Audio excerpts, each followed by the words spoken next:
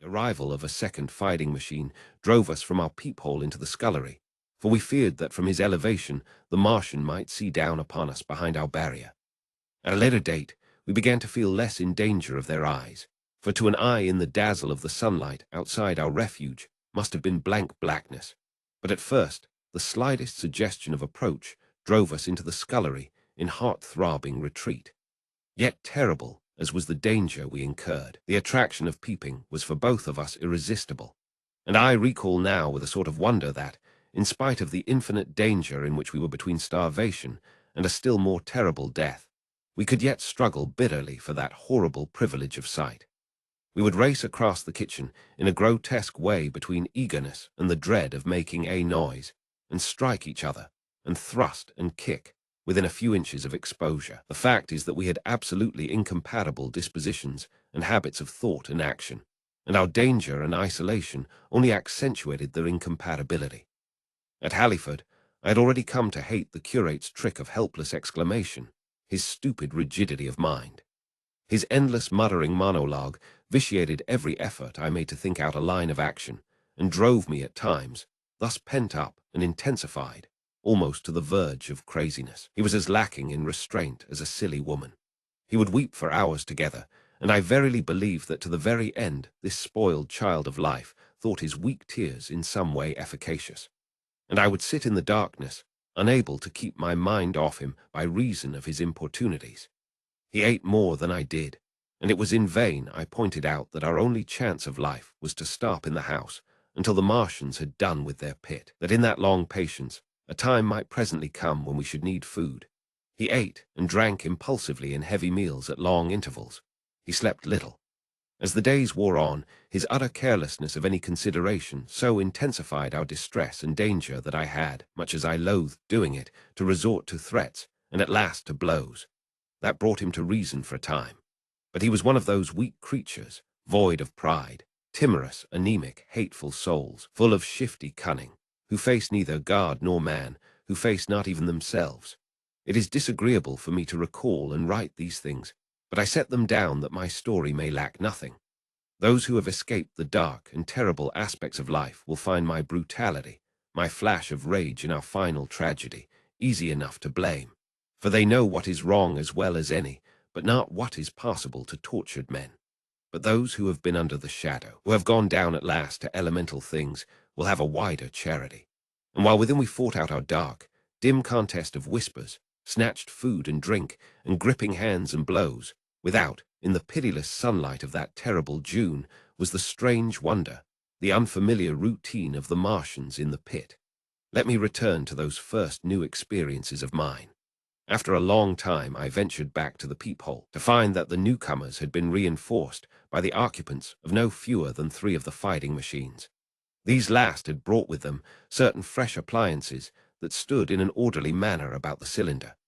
The second handling machine was now completed, and was busied in serving one of the novel contrivances the big machine had brought.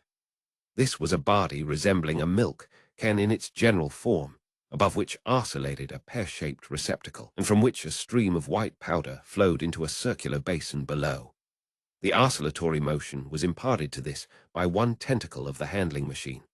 With 2 spatulate hands, the handling machine was digging out and flinging masses of clay into the pear-shaped receptacle above, while with another arm it periodically opened a door and removed rusty and blackened clinkers from the middle part of the machine. Another steely tentacle directed the powder from the basin along a ribbed channel towards some receiver that was hidden from me by the mound of bluish dust. From this unseen receiver, a little thread of green smoke rose vertically into the quiet air. As I looked, the handling machine, with a faint and musical clinking, extended, telescopic fashion, a tentacle that had been a moment before a mere blunt projection, until its end was hidden behind the mound of clay. In another second it had lifted a bar of white aluminium into sight, untarnished as yet, and shining dazzlingly, and deposited it in a growing stack of bars that stood at the side of the pit. Between sunset and starlight, this dexterous machine must have made more than 100 such bars out of the crude clay, and the mound of bluish dust rose steadily until it topped the side of the pit. The contrast between the swift and complex movements of these contrivances and the inert, panting clumsiness of their masters was acute, and for days I had to tell myself repeatedly that these latter were indeed the living of the two things. The curate had possession of the slit when the first men were brought to the pit. I was sitting below, huddled up, listening with all my ears. He made a sudden movement backward, and I, fearful that we were observed, crouched in a spasm of terror. He came sliding down the rubbish and crept beside me in the darkness, inarticulate, gesticulating, and for a moment I shared his panic. His gesture suggested a resignation of the slit, and after a little while my curiosity gave me courage, and I rose up, stepped across him, and clambered up to it. At first I could see no reason for his frantic behavior. The twilight had now come, the stars were little and faint, but the pit was illuminated by the flickering green fire that came from the aluminium making. The whole picture was a flickering scheme of green gleams and shifting rusty black shadows, strangely trying to the eyes. Over and through it all went the bats, heeding it not at all. The sprawling Martians were no longer to be seen. The mound of blue-green powder had risen to cover them from sight, and a fighting machine, with its legs contracted, crumpled, and abbreviated, stood across the corner of the pit. And then, amid the clangor of the machinery, came a drifting suspicion of human voices that I entertained at first only to dismiss. I crouched, watching this fighting machine closely, satisfying myself now for the first time that the hood did indeed contain a Martian. As the green flames lifted, I could see the oily gleam of his integument and the brightness of his eyes. And suddenly I heard a yell, and saw a long tentacle reaching over the shoulder of the machine to the little cage that hunched upon its back. Then something struggling violently, was lifted high against the sky, a black, vague enigma against the starlight. And as this black object came down again, I saw by the green brightness that it was a man. For an instant he was clearly visible. He was a stout, ruddy, middle-aged man, well dressed. 3 days before, he must have been walking the world, a man of considerable consequence. I could see his staring eyes and gleams of light on his studs and watch chain. He vanished behind the mound, and for a moment there was silence, and then began a shrieking and a sustained and cheerful hooting from the Martians. I slid down the rubbish, struggled to my feet, clapped my hands over my ears, and bolted into the scullery. The curate, who had been crouching silently with his arms over his head, looked up as I passed, cried out quite loudly at my desertion of him, and came running after me. That night, as we lurked in the scullery, balanced between our horror and the terrible fascination this peeping had, although I felt an urgent need of action, I tried in vain to conceive some plan of escape. But afterwards, during the second day, I was able to consider our position with great clearness. The curate, I found, was quite incapable of discussion. This new and culminating atrocity had robbed him of all vestiges of reason or forethought. Practically, he had already sunk to the level of an animal. But as the saying goes, I gripped myself with both hands. It grew upon my mind, once I could face the facts, that terrible as our position was, there was as yet no justification for absolute despair.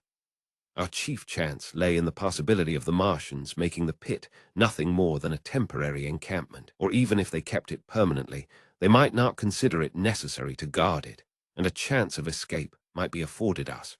I also weighed very carefully the possibility of our digging a way out in a direction away from the pit, but the chances of our emerging within sight of some sentinel fighting machine seemed at first too great, and I should have had to do all the digging myself.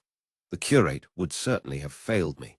It was on the third day, if my memory serves me right, that I saw the lad killed. It was the only occasion on which I actually saw the Martians feed. After that experience, I avoided the hole in the wall for the better part of a day. I went into the scullery, removed the door, and spent some hours digging with my hatchet as silently as possible. But when I had made a hole about a couple of feet deep, the loose earth collapsed noisily, and I did not dare continue. I lost heart, and lay down on the scullery floor for a long time, having no spirit even to move. And after that, I abandoned altogether the idea of escaping by excavation. It says much for the impression the Martians had made upon me that at first I entertained little or no hope of our escape being brought about by their overthrow through any human effort. But on the 4th or 5th night, I heard a sound like heavy guns. It was very late in the night, and the moon was shining brightly. The Martians had taken away the excavating machine, and save for a fighting machine that stood in the remoter bank of the pit, and a handling machine that was buried out of my sight in a corner of the pit immediately beneath my peephole. The place was deserted by them. Except for the pale glow from the handling machine and the bars and patches of white moonlight, the pit was in darkness, and except for the clinking of the handling machine, quite still. That night was a beautiful serenity. Save for one planet, the moon seemed to have the sky to herself. I heard a dog howling, and that familiar sound it was that made me listen. Then I heard quite distinctly a booming exactly like the sound of great guns. 6 distinct reports I counted, and after a long interval 6 again. And that was all.